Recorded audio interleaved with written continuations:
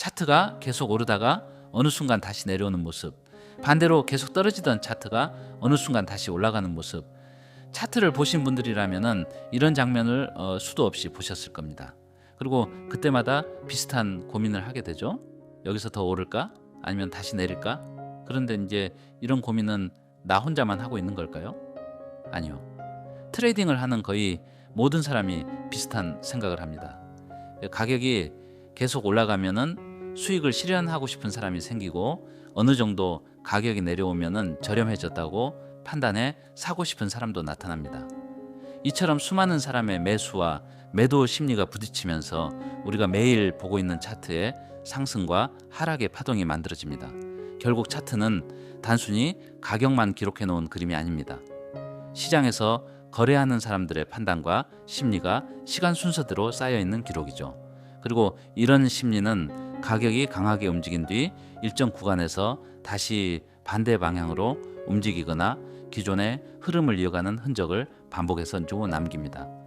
많은 분들이 이런 경험도 한 번쯤 해보셨을 겁니다. 가격이 계속 올라가는 걸 보고 더 늦기 전에 들어가야겠다는 생각에 뒤늦게 매수했는데, 내가 진입하자마자 가격이 다시 내려오면서 손실이 발생하는 경우, 사실 이런 손실이 반복되는 이유는 방향을 전혀 몰라서가 아닙니다. 가격이 어느 구간까지 되돌아올 수 있는지 확인하지 않은 채 눈앞의 상승과 하락만 보고 성급하게 진입하기 때문입니다.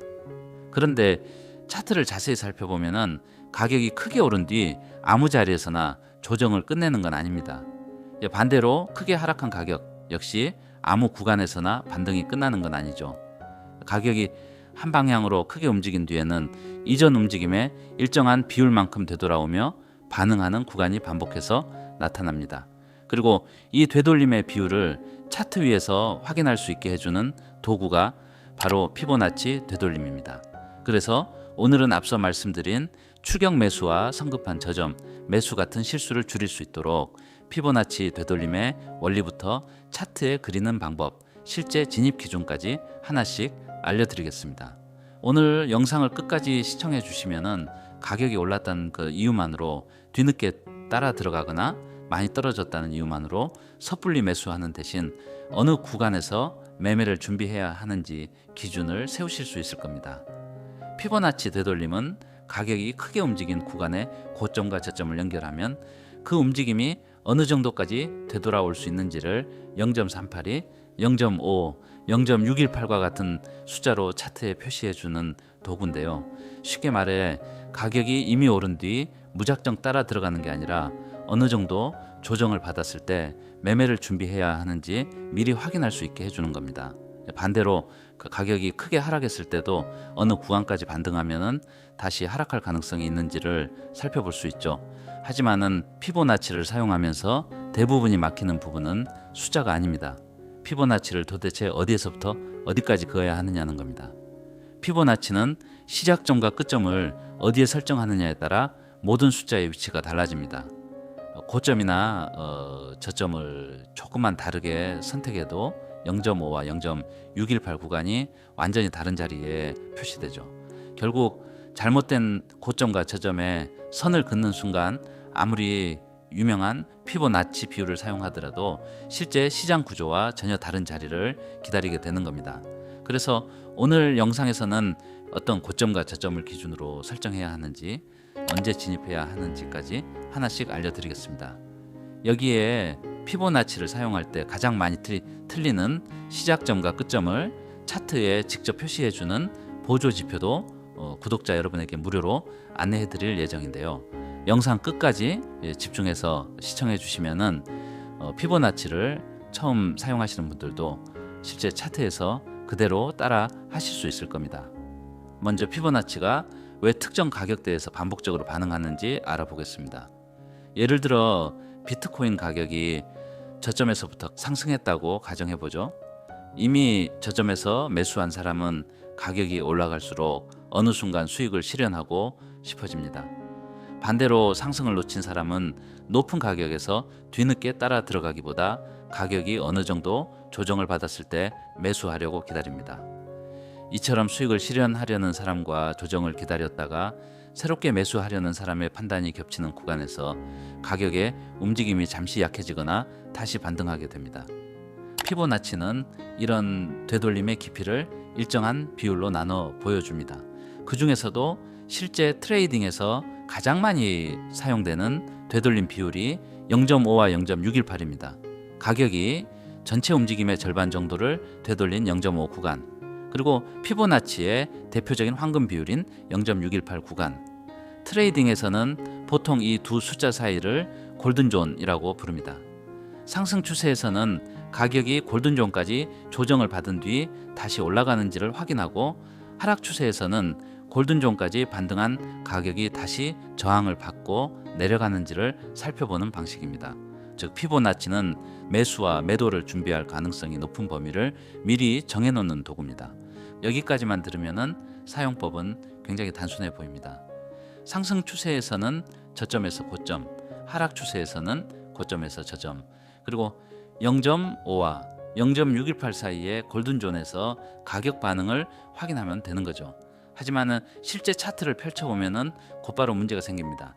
차트 안에는 고점과 저점이 하나만 있는 게 아니기 때문입니다. 어느 구간을 연결하느냐에 따라 골든존의 위치가 전부 달라집니다. 결국 피보나치 매매에서 어디를 기준 고점과 저점으로 잡을 것인지가 핵심이죠. 그렇기 때문에 피보나치를 제대로 사용하려면 먼저 의미 있는 고점과 저점을 구분할 수 있는 기준이 필요합니다. 그렇다면 실제로 피보나치를 매매에 활용하는 트레이더들은 수많은 고점과 저점 중 어떤 자리를 기준으로 선택할까요? 이 문제를 시장의 고점과 저점이 만들어지는 구조로 해결해 피보나치 매매에 활용한 트레이더가 있습니다. 피보나치 기반의 매매 방식으로 알려진 만바입니다. 본명은 앤서니 알바렌카로 알려져 있는데요. 10대부터 트레이딩과 온라인 사업을 시작했고 19세 무렵에는 약 2천만 달러 한화로 수백억 원 규모의 순자산을 만들었다고 여러 해외 매체를 통해 알려졌습니다. 하지만은 여기서 우리가 주목할 부분은 어린 나이에 큰 돈을 벌었다는 결과만이 아닙니다. 만바가 피보나치를 사용하면서 어떤 기준으로 고점과 저점을 선택했느냐는 점이죠.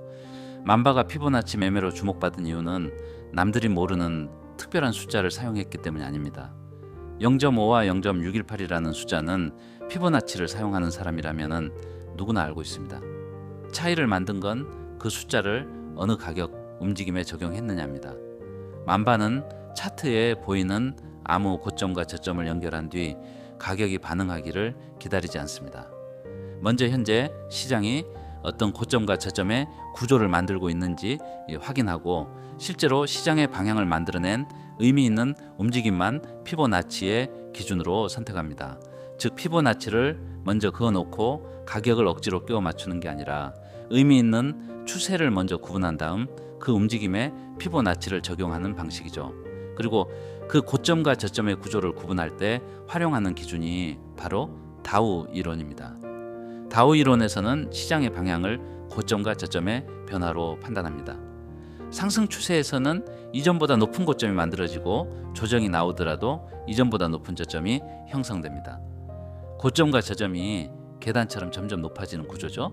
반대로 하락 추세에서는 이전보다 낮은 저점이 만들어지고 반등이 나오더라도 이전보다 낮은 고점이 형성됩니다. 고점과 저점이 차례대로 낮아지면서 시장의 방향이 아래쪽으로 이어지는 겁니다. 이처럼 시장은 불규칙하게 움직이는 것처럼 보여도 실제로는 고점과 저점을 반복해서 만들며 일정한 구조를 형성합니다. 하지만은 다우 이론을 이해하더라도 실시간 차트에서 의미 있는 고점과 저점을 직접 구분하는 건 여전히 이제 쉽지 않습니다. 그래서 만바는 자신의 프로그램을 구독한 사람들에게 피보나치의 기준이 되는 고점과 저점을 쉽게 확인할 수 있는 보조 지표를 제공합니다. 차트에 지표를 적용하면은 다우 이론을 기반으로 의미 있는 고점과 저점 구간에 점선이 생성됩니다.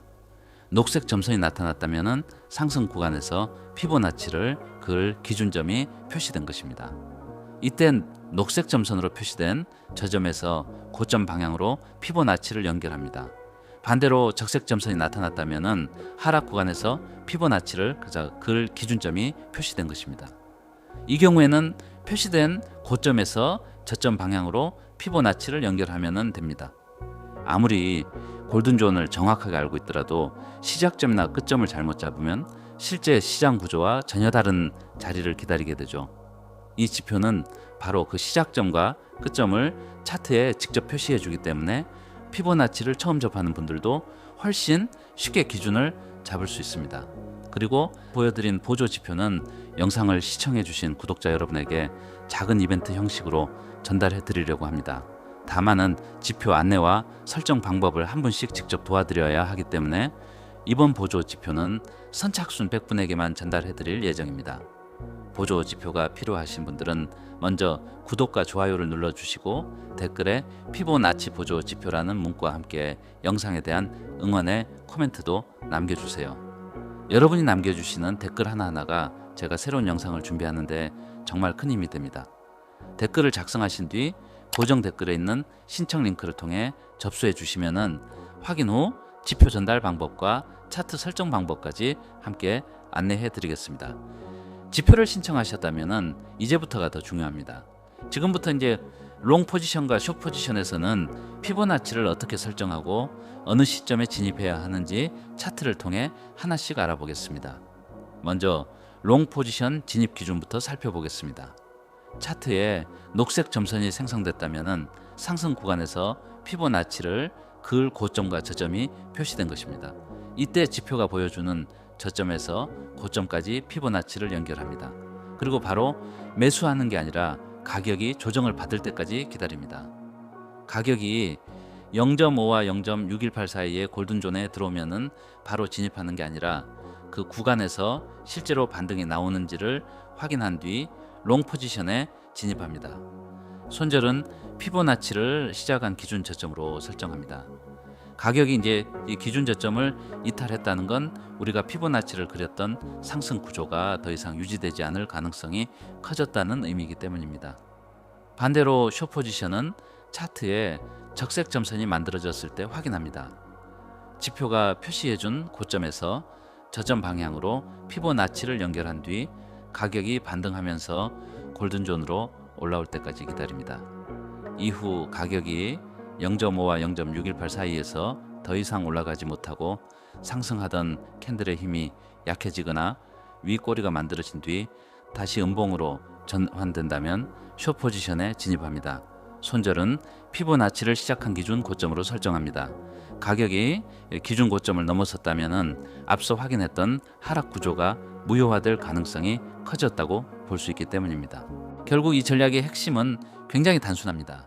다만은 처음 피보나치를 사용하시는 분들이 모든 비율을 동시에 보려고 하면은 오히려 기준이 더 복잡해질 수 있습니다. 우선은 가장 대표적으로 사용되는 0.5와 0.618 골든존을 중심으로 확인하고 0.382는 추세가 강할 때 나타날 수 있는 얕은 조정 구간으로 참고하시면 됩니다. 오늘 영상을 끝까지 시청하신 분들이라면 이제 피보나치가 단순히 차트에 여러 숫자를 띄워놓는 도구가 아니라는 걸 이해하셨을 겁니다. 피보나치는 시장 참여자들이 어느 가격에서 다시 매수와 매도를 고민할 가능성이 있는지를 보여주는 하나의 지도입니다. 다만 지표에 점선이 나타났다는 이유만으로 무작정 진입하지 마시고 오늘 알려드린 것처럼 점선을 기준으로 피보나치를 설정한 뒤 골든존에서 실제 가격 반응까지 반드시 확인해 주시길 바랍니다. 오늘 영상이 피보나치를 이해하고 자신만의 매매 기준을 만드는 데 도움이 되셨다면 구독과 좋아요도 한 번씩 부탁드리겠습니다. 앞으로도 말로만 좋아 보이는 매매법이 아니라 제가 직접 확인하고 실제 차트에 적용해 본 전략과 보조 지표를 계속해서 알려드리겠습니다. 그럼 다음 영상에서 뵙겠습니다.